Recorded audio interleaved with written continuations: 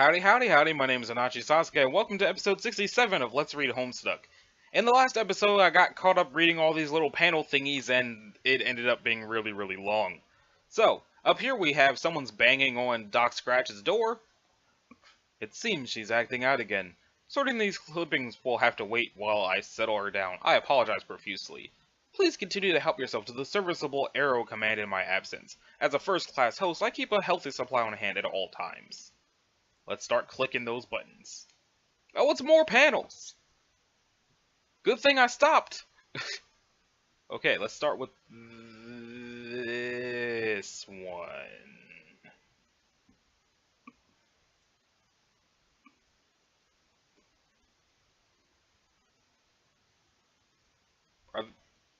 Are they having a rap battle?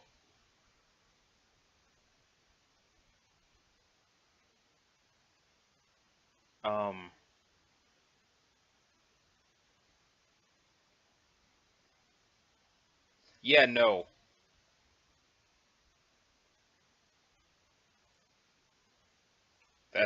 That is not a thing that's going to be happening right now. I'm sorry if there were important things in that rap battle, but we're not starting the episode with a rap battle between Tavros and Gamzee. We're just not. Let's see what's happening here. Okay, looks like the ship's going into New. What is all that shit? Oh, he's hurtling towards Earth. Is that how he ends up on Earth? Okay, there's a tree. There's the mailman lady.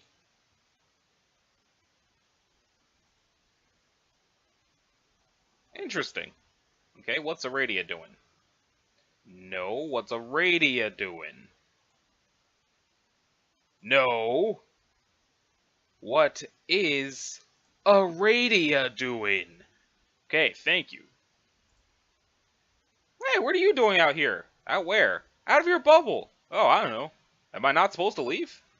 I just didn't think you could. I guess you must have a foot on either side. Can't say I'm surprised. Ah, okay. So, what are you doing out here? I'm waiting for friends to arrive. They will need my help. What friends? More ghosts? No, they're alive. First, there will be 2 humans. They should be joining us any minute. First? Then what? Then the rest of our party. The survivors. Oh, so then we made it out here alright? Yes, well, they made it. Your body will arrive with them, along with the others. Hey, maybe we can have a funeral. What's a funeral? Kind of like a big corpse party. The humans could probably explain it better than me. Okay, cool. Bless you, person outside my house. Shit, it's so bright. How can you stand it here? You can see the sun? Yeah, I can see it, but it looks... The hell is that supposed to be? SD? HD? Sad? What is that?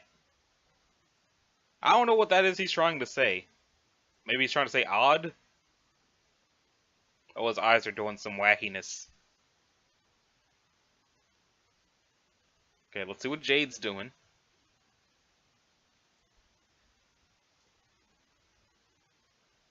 Past carcinogeneticist 3 hours and 14 minutes ago responded to memo. Oh god, he's still following you? That is so messed up.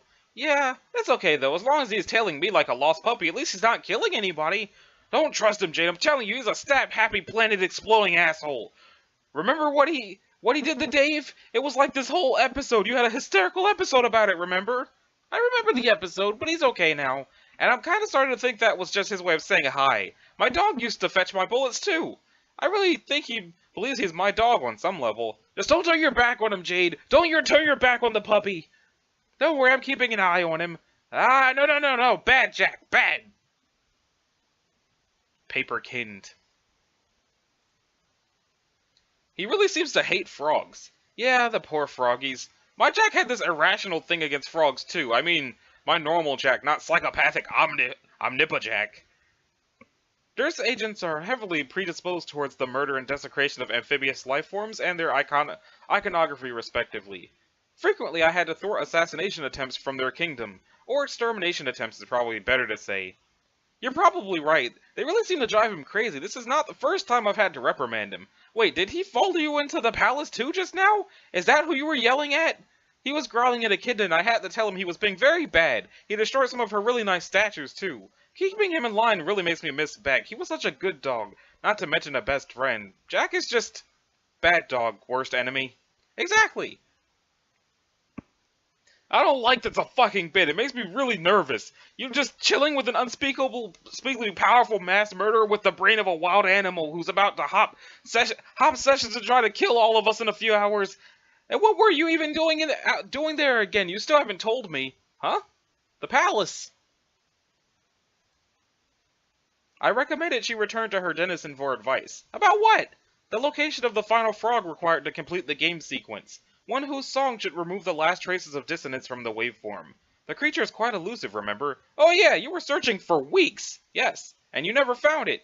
I had a good lead, but you decided there was not enough time left to bother with it. The reckoning had started! We had to kill the king! Understood, but this was a matter that really did require your attention. Yeah, I know, but maybe I was sick to fucking death of muddling around with frogs and their cacophonous goddamn ribbits and mixing their slime and shit. I'm not an active scientist no matter how many grubs who turned out to be us the game made me accidentally make. But you are a programmer, aren't you? That is at least kind of like being a scientist, having some technical savvy. I was a shitty programmer. And anyway, I only programmed viruses. Shitty viruses. I shouldn't have to be a slime technician or a frog farmer or a mystical fucking croak decoder. I'm a warrior and a leader and a cold-blooded killer. We know you're clearly very good at being all those things. But now we need your help with frog science. Can you help us? How long will this take? I don't mind helping, but I have major leadership duties to attend to here. Yes, I know the team is falling apart and everything, but doing this was your duty too, and after a point of critical complication, there's only so much responsibility you can take for the actions of your team. Kanaya, what are you saying? What happens in the future? You're giving me some assurance that things will work out, because right now I don't know where the hell anybody is. The future, okay, I'm a vampire now, apparently, if that helps. What the fuck is a vampire? Shh, shh, shh, shh, shh. No future talk. Let's stay on topic. Oh my god, why can't I get a straight fucking answer to a thing? It's a simple question. Kanaya means she is a very pretty girl with pointy fangs who has a bright sunny complexion and wears fancy dresses. Thanks, that cleared everything just right the hell up. And she drinks blood. Oh, you mean a rainbow drinker? Yeah, I already know about her trashy novel fantasies. Are we done shitting around? They aren't trashy. Yes, hilarious. I guess I have no choice to believe you because skepticism in the situation is for idiots, right? And if I said, yeah, right, if there's a drinker in this hive, I'll eat my cocoon, I'd be like the dumb Lessus in the movie who doesn't believe the kid when he tells it there's a rainbow drinker in the closet. So I guess by reverse psychology, I should not be that dumbass, yell, oh fuck, and tell everybody to get in the scuttle buggy before it's too late. Well, fat chance I'm not falling for it. That sounds like a stupid movie. How do you know what she looks like anyway? Did you see her in one of your afterlife bubbles? Yep. Why? When? Karkat, that information qualifies as future stuff. Just... I don't know anymore. Shit is getting away from me. The more time goes by without word from Gansey, the more I worry, and the more I feel like something terrible has happened or will happen. I should go. No, wait, just listen a little bit longer. Yeah, staying would be better. Trust me that this was and still is a very important thing for you to have done and still do. Maybe even the most important. Fine, but let's move it along. Did a kid tell you where to find this frog? What the heck? Not exactly. She just helped me remember. Remember what? Something from my past. If I accepted her terms. What were her terms? You never did tell me. Yeah, because you never told me yours. Oh, I just thought it wasn't that important or interesting. Since Karkat thought the battle was more pressing than to wait for me to locate another frog. Also, what she asked me to do was impossible. So, yeah. Yeah, she made me promise to do something that sounds impossible too, except I actually agreed. I have no idea how I'm going to keep my side of the bargain now that I think about it. Excuse me, remember fucking what? Oh, right, where the last frog is, or was. The thing is, the frog we need is nowhere to be found in the medium. It was on Earth, but only very briefly. It was when I was young, before I woke up on Prospect. I had begun sleepwalking, both on the island and on the moon. And in my dream it was very bright. I saw something in the light, I couldn't tell what it was, so I got closer. But before I got there, I woke up and found myself in the lagoon surrounding the ruins. Iffigate. I was about to walk home when I saw something appear in a lily pad. It was a frog! An amazing shiny frog, not like any frog I've any other frog I've seen in the lagoon. It hopped over to me and I picked it up, but then, just like that, it died.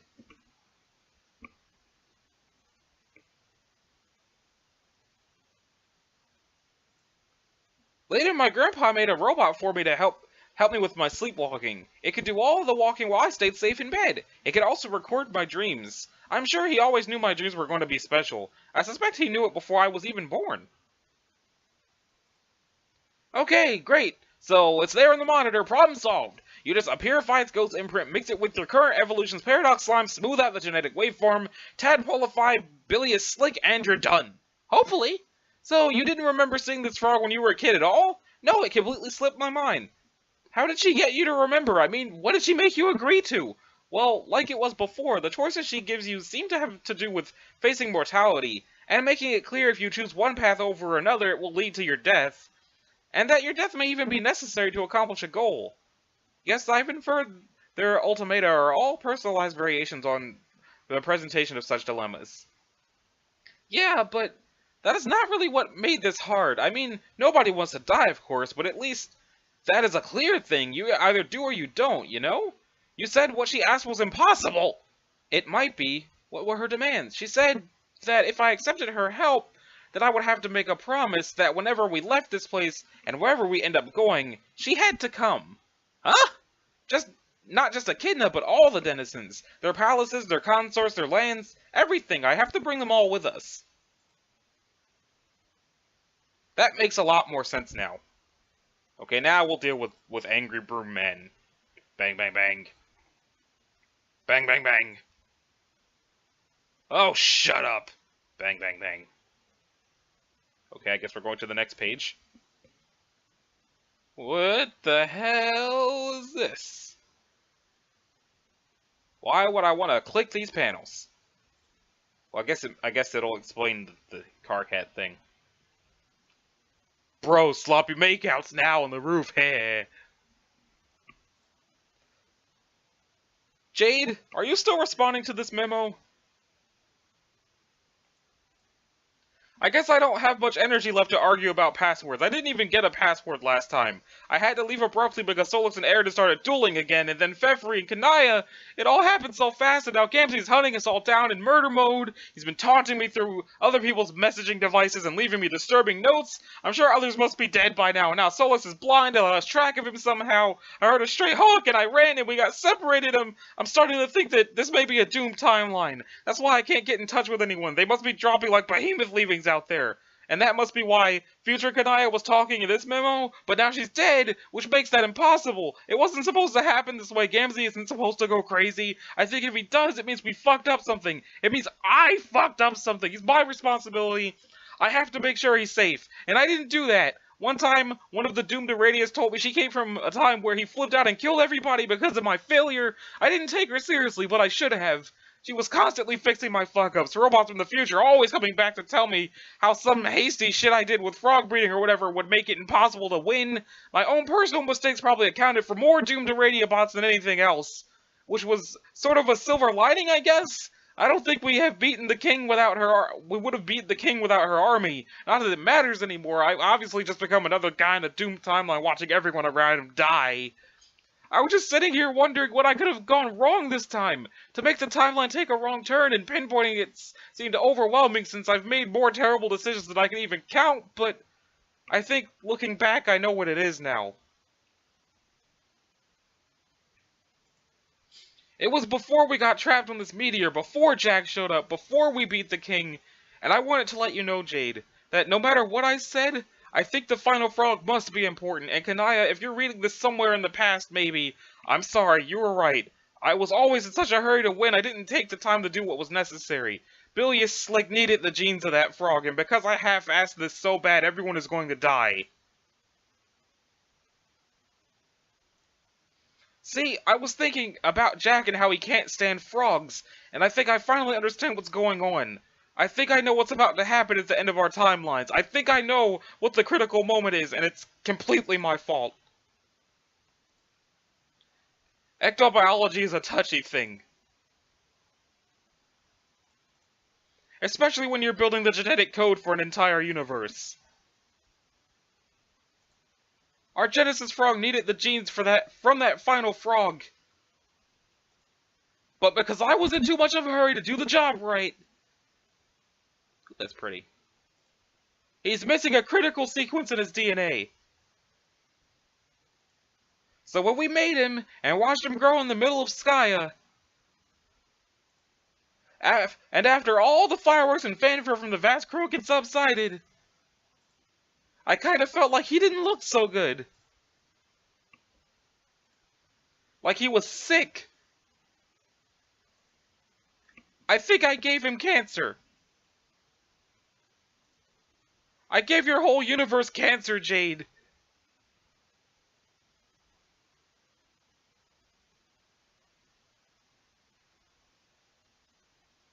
I'm not sure how this is supposed to be a flash. Sorry!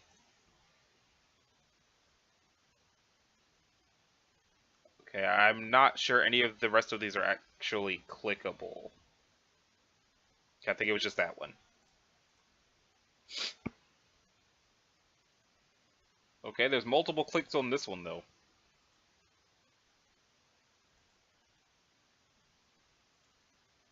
Let's see what's going on. And when did Gamzee reach out to Dave?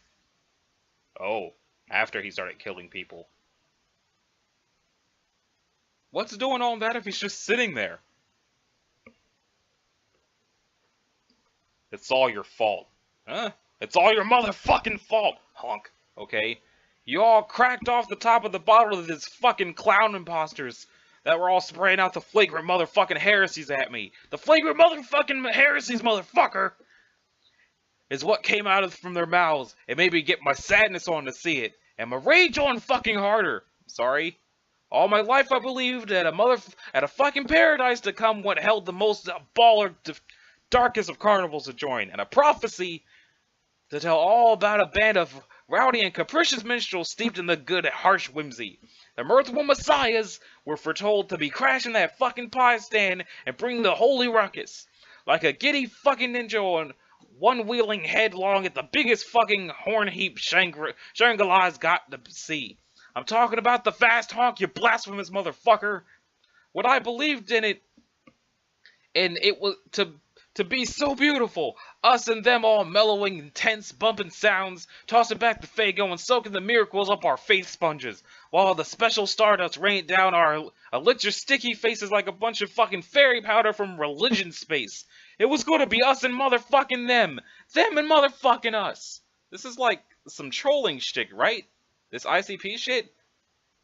But now, because of you, because of all you and your fucking outrageousness, you stole up all my miracles away by revealing at me how the wicked shit was really kicked. Like some filthy fucking science stiff who at old times would be ruled unfunny without even getting his fucking trial on. And now I don't know what to think about the spiritual fantasies I had. Honk. Best troll ever. I don't even care if you're really into this stuff or not. It's awesome. What stuff? Like hardcore? Lame clown rap and stuff? Huh? Dude, are you an actual juggalo or not? Bro, that word you used isn't nothing real I've heard of. It strikes at me as another heretical fucking bastardization of some sacred shit I take seriously in my pump biscuit. I mean, I guess took seriously. Do you really not know what I'm talking about? I have the idea that you put in my pan to sit there, that the Paradise Planet is a fucking joke, and the miracles are fake, pure fiction. False, fakey, fraudy con jobs from a bunch of unfunny ninja harlequin bullshit artists. I can't even tell if you're trying to troll me with this or if you're actually having some weird emotional problem. Can it be motherfucking both things? Okay, I'm telling you. You need to watch this video. The song isn't even supposed to be released for another year or something, but I got it from an inside source. This is as hot as it gets. Hang on, let me dig it up.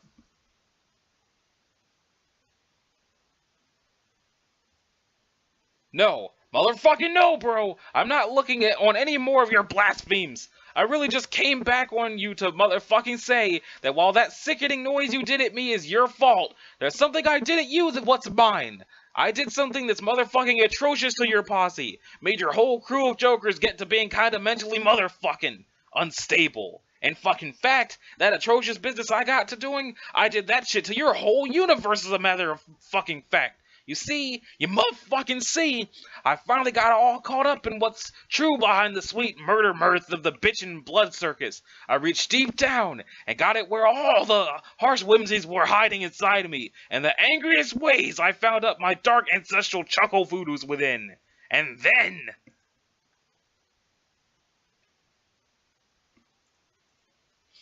I focused on them through the rage you made me have, and I went and made your universe terminal. None of that really meant anything, but okay. Also, you have me confused for somebody else. We never talked. I guarantee I would have remembered you. All that motherfucking matters is I remember you and what you did. I'm just all letting you in on the ways I set the high justice in motion. Made us motherfucking square, you and me and you. That's cool, Juggalo guy, who I still can't quite tell is ironic about this or not. But like I said, either way, it's all good. You don't motherfucking believe! You need to get more spiritually into your superstition ghosts, like the motherfucking faith chump that was that what I was. As if I'd forget to do my chuckle voodoos to you too. To fuck up your dreams, make your worst fears come alive and get up on their haunts in your nap-happy pan. What? What fears? You motherfucking know, brother. It's the fucking puppet. The one that's all got to be my best fucking friend I got now that my other buddy managed to have his head chopped off.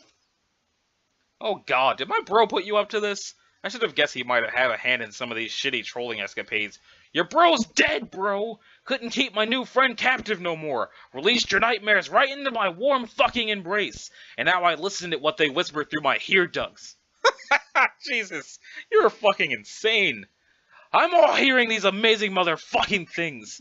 I think he'll help me refigure out what the real reality about the miracles.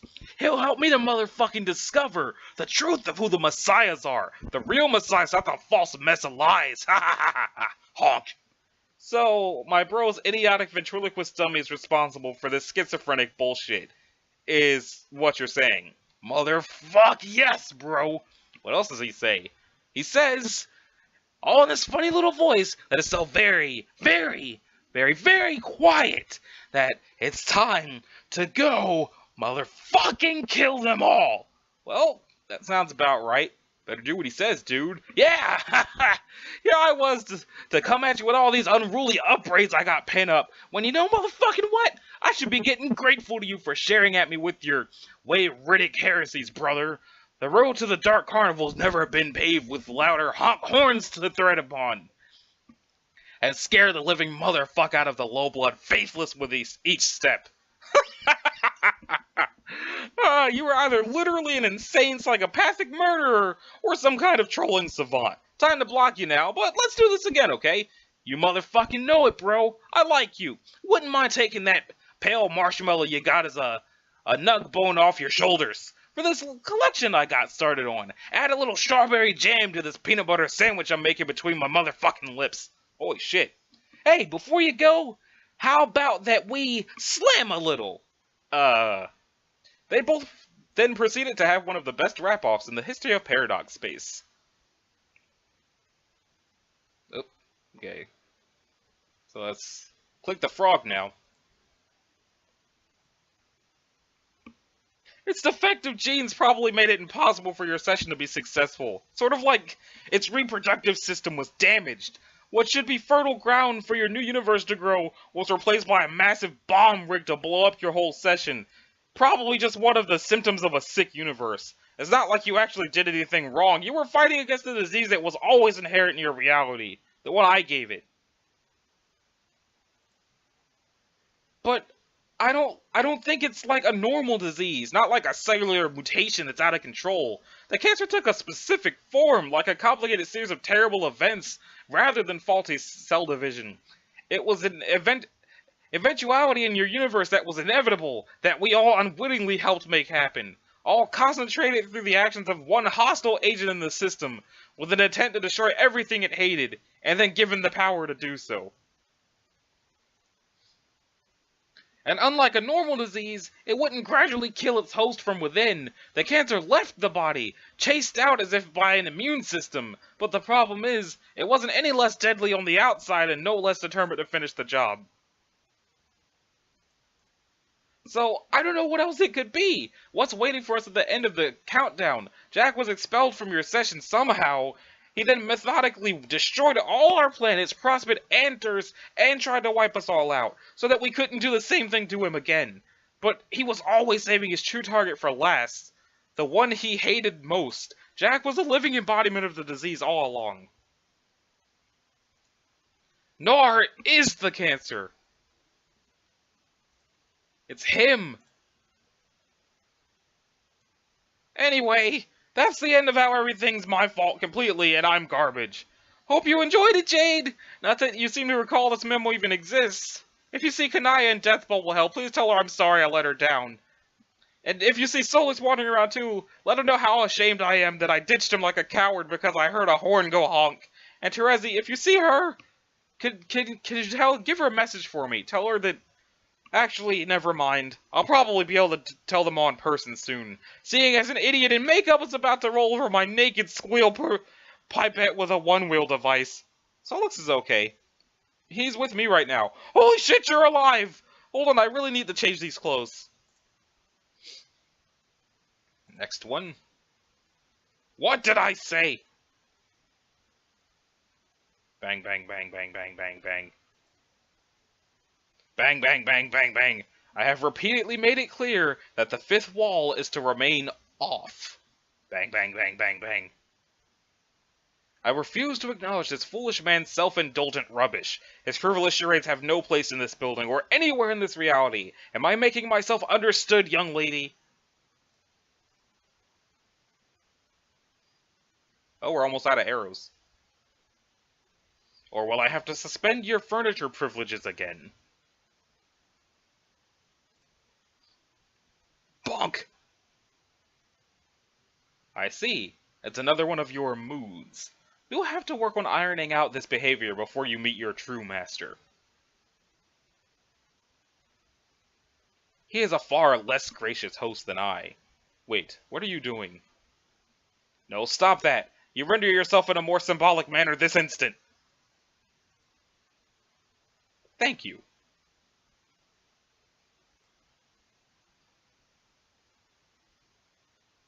Ha-ha! Oh, is this what we're doing now?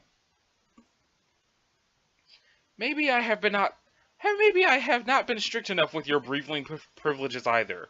Magics.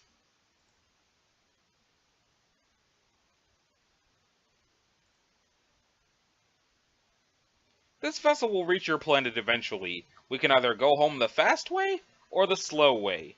Your express ticket can only be validated with a display of good manners, miss.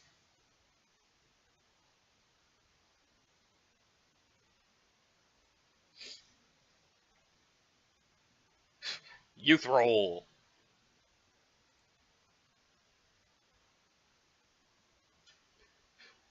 Actual suicide threat. Broom! And there go the electricity privileges.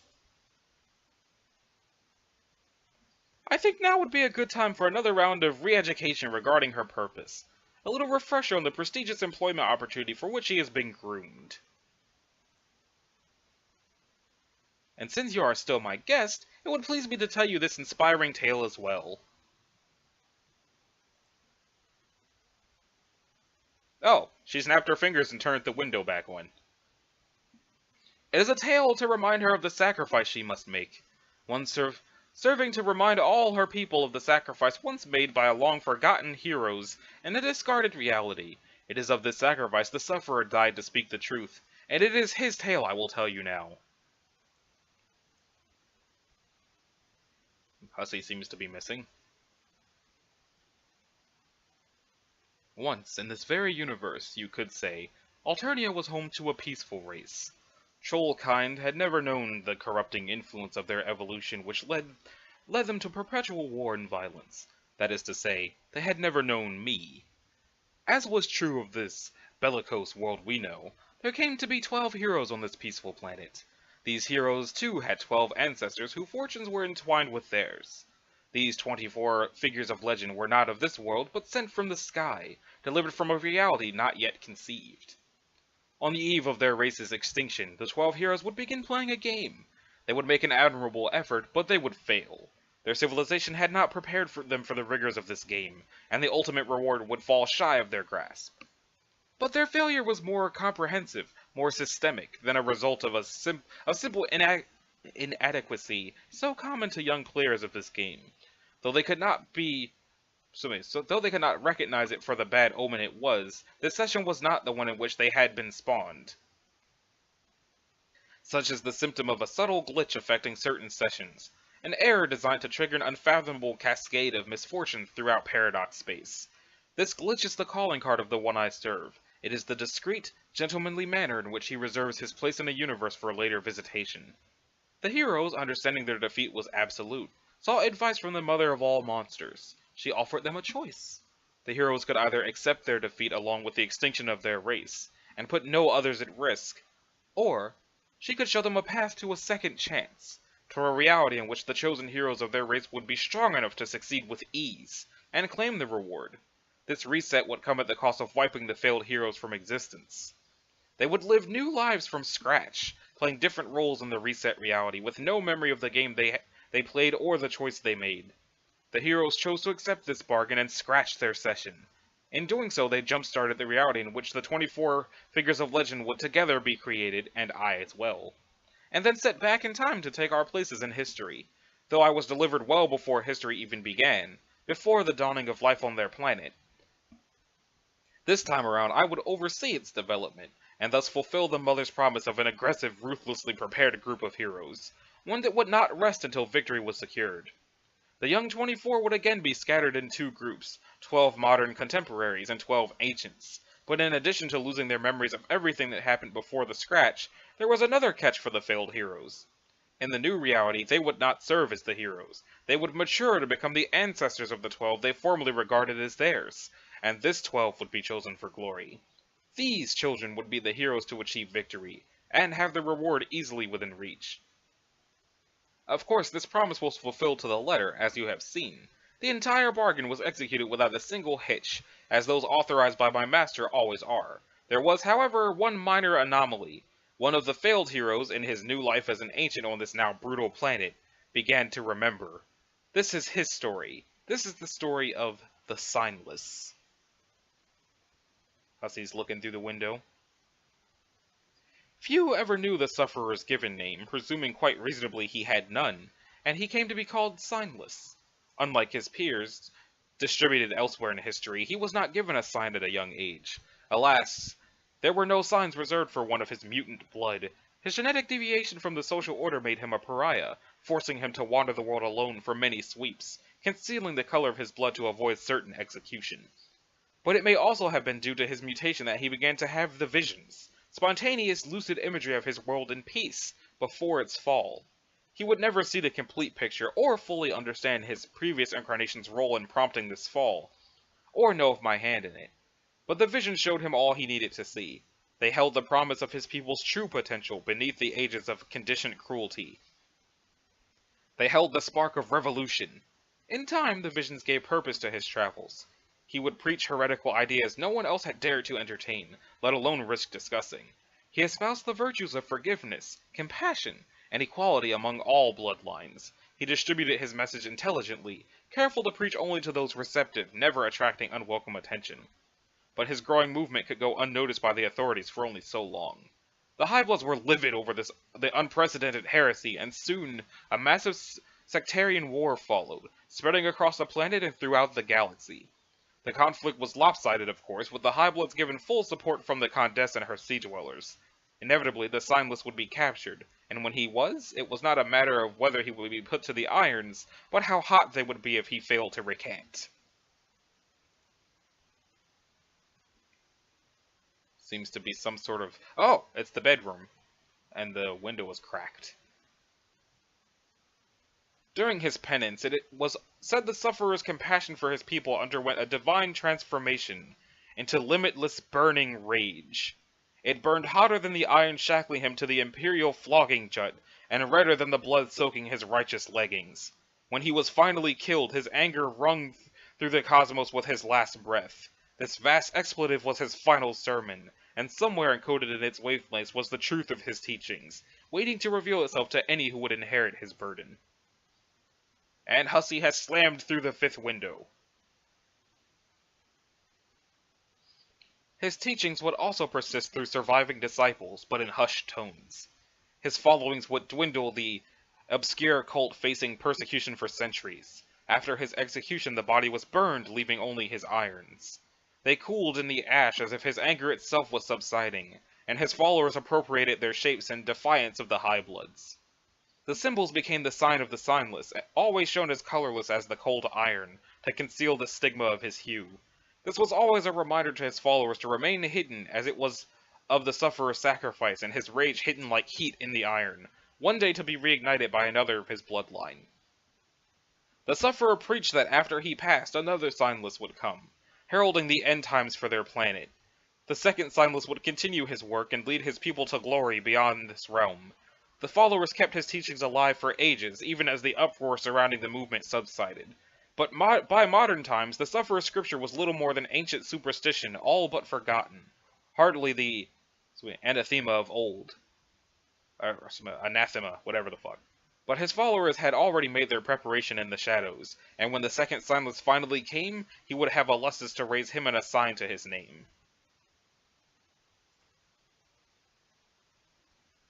As Hussey just looks around the room. The sufferer required a less conventional upbringing to reach maturity. As a young grub, he landed in the brooding caverns where he would be expected to face his trials.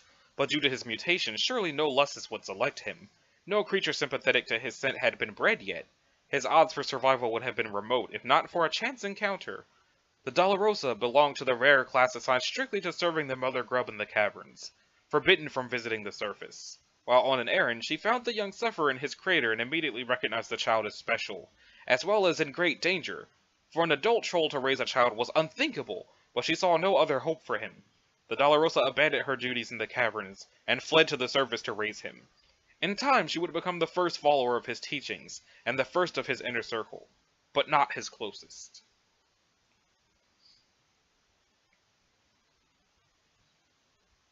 Surrounding him on his rise to infamy and throughout the rebellion were the most trusted elites among his devoted.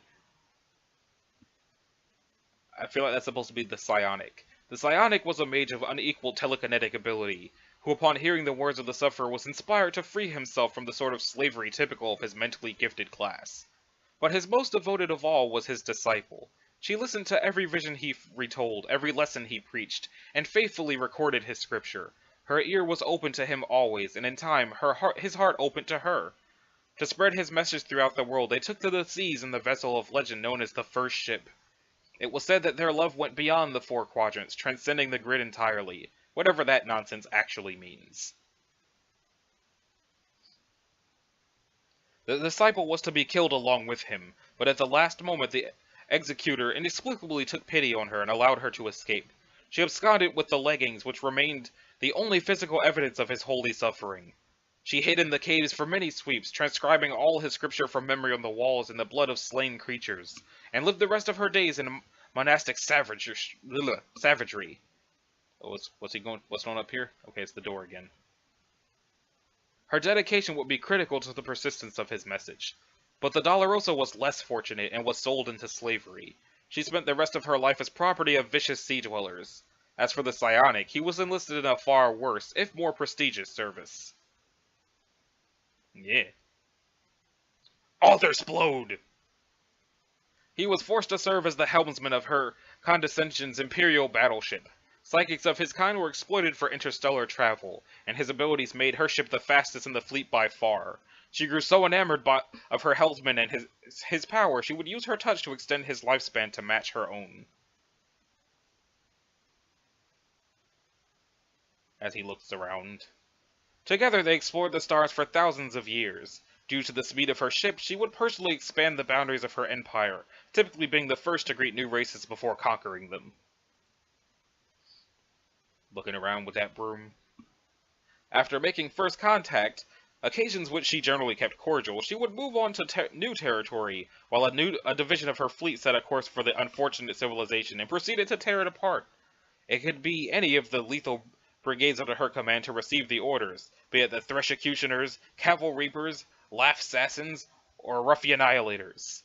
Each was notoriously cruel in its own way, and each carried out orders with absolute loyalty, because while the Condesce could extend a single life on her whim, she could just as casually cut short that of millions. Creepy wolf door. If angered, she could simply express her grievance through communion with her ancient lusts of the deep, and turn its psychic devastation on her multitudes. The class hierarchy played into her hands politically in this respect. Killing off a haphazard swath of the population, or an entire class, was suitable as a measure of last resort, but mass extermination does not lend itself well to practical governance. Its looming threat, however, is quite effective, especially while her empire was partitioned neatly into blood castes. She could use her leverage to delegate oppression to the subjugulators, whose unique abilities and exceptional brutality made them natural enforcers. They too would delegate in their governance, exploiting the pride and loyalty of dangerous blue bloods beneath them, and so on down the hemospectrum until the enslavement of the common caste was inescapable, in spite of their genetic gifts and strength in numbers. As a self-governing body, the land-dwelling portion of her empire was formidable, but her force of sea-dwellers was equally formidable, and the two were kept in check not only with the threat of psychic annihilation, but their mutual hatred and disgust. The only threat to her power was unification through uprising, a possibility made remote once she fully decentralized the race from the homeworld. She scattered all but the children throughout the galaxy after the most recent rebellion led by the Summoner.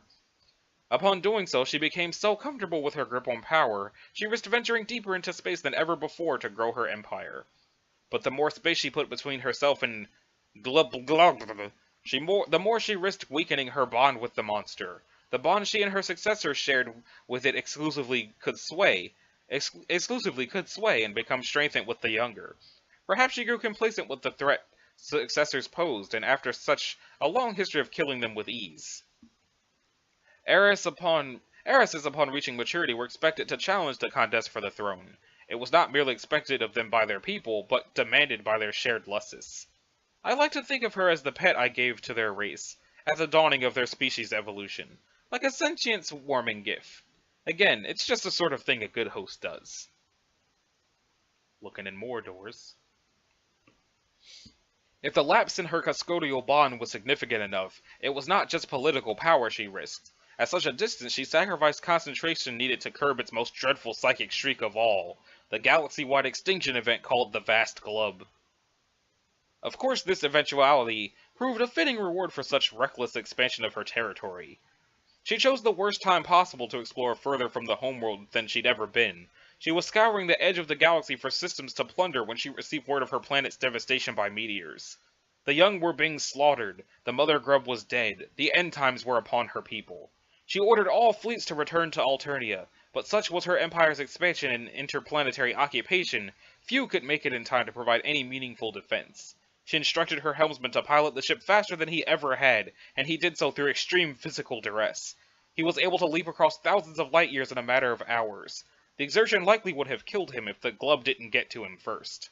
Her touch could extend life, but never restore it, to her lament. In that instant, her empire was gone. Glub glub glub. Swansong wiped out her entire race save the Condesce and her lone heiress, leaving the Empire nothing more than a galactic necropolis of floating tombs. As Hussey finds the main room. Is that just an arrow? Something happen if I click that? This looks like the right place. The hallway's all round and shit, just like his big stupid head. She was forced to continue the journey home on auxiliary power. Her ship now travels near the speed of light. A pale shadow was former velocity. It would take her another 612 solar sweeps after the glub to reach her destination. She should arrive any minute now. When she does, she will find nothing but ruins and dust. If she cared to look closer, she would find a city of slain exiles, a man on the moon, and a pair of black lovers locked in a deadly dance. But whether she looks or not, one thing will find her with certainty: a new employment opportunity. My beautiful panels, what has he done? That son of a bitch!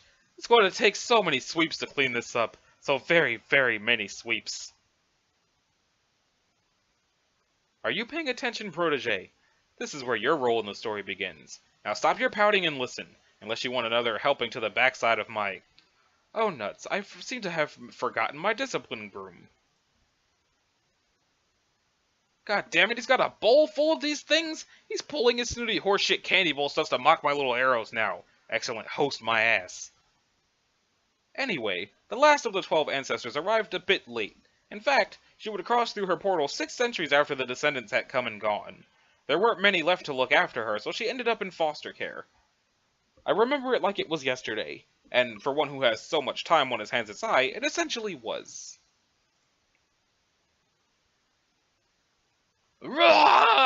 Table flip. Aw. I would raise the girl to be groomed for her calling. My lessons would emphasize obedience, mastery of the clockwork magics, and being locked in a room. As you must have gathered by now, my employer will enter this universe quite soon. I will then relinquish my custody to him, and she will serve as his handmaid for an eternity to be specified. As you must also have gathered, she has already done so. Though her most common of blood should have let her expire in just a dozen or 2 sweeps, his curse has kept her very much alive, and she did not intend to stay that way. Oh my god, how could these possibly be so delicious? His curse is one of conditional mortality, with the desired outcome contingent on her service. When I release her, she will take her place at his side, and travel through time to carry out his orders. While I am his weapon of subtlety and precision, the handmaid is strictly an apparatus of terror and suffering. We have both paved the road to his arrival, I in my way and she in hers. She would be present during every watershed moment in her civilization's development. Her recurrence in history would earn her the reputation of a demoness, more feared than even her master. A man, though dreadful, rarely makes himself seen. She stirred up class warfare and intensified bigotry in whatever era she haunted. She made sure the descendants would enter a world which prepared them well for the game, and took measures to see that they would play as they did. But once they entered and their world was in ashes, her work was nearly complete. Now, 6 centuries later, she would be given one last order to follow before her curse was lifted. A simple recruitment job. Whoa, better to go easy on these, might need some later. The handmaid will enlist the Condess, extending the same bargain once offered to her. It will be the sort involving neither negotiation nor possibility of refusal, expressed in terms plainly understood by the psychotic genocidal. The Condess will serve as her new master's witch, carrying out his work in the places he cannot reach. There you are. Go ahead, keep talking, Cuball. I've got you in the crosshairs of my broom bristles. I have got you, you pompous motherfucker! The last 2 trolls alive, blood of rust and royalty, will make each other pay for the crimes against their race.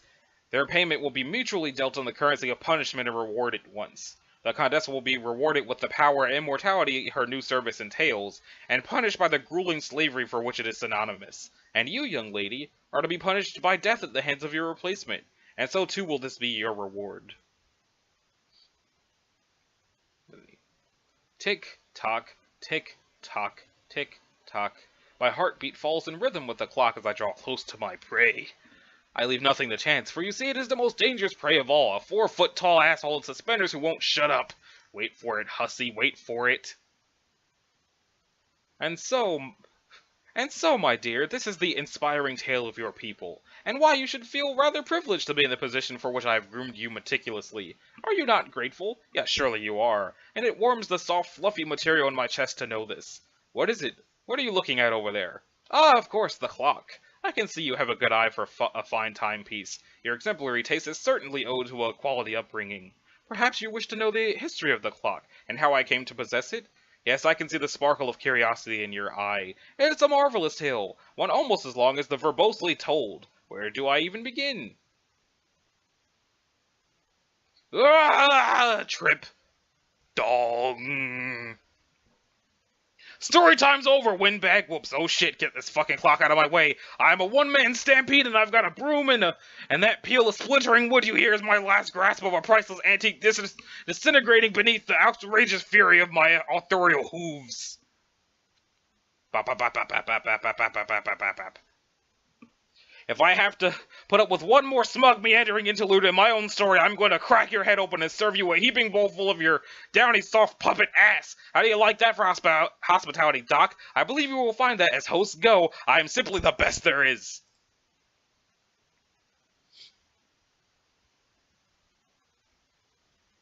Everyone is totally fed up with your condescending, self-indulgent narrative style. They all want to go back to my slightly less condescending, slightly more self-indulgent style. See? Even that little girl has had enough of your shit. Run, Aradia's ancestor, run! You have locked up your last Asian schoolgirl, you sick fuck! Oh, don't you flop around at me like that. Are you listening, little man? Girl! Spike? Booyah? You there, girl! I guess he is just a limp, lifeless puppet when I'm around. Like a reverse Calvin and Hobbes kind of thing. That is a little disturbing. Girl, quit all this scurrying around!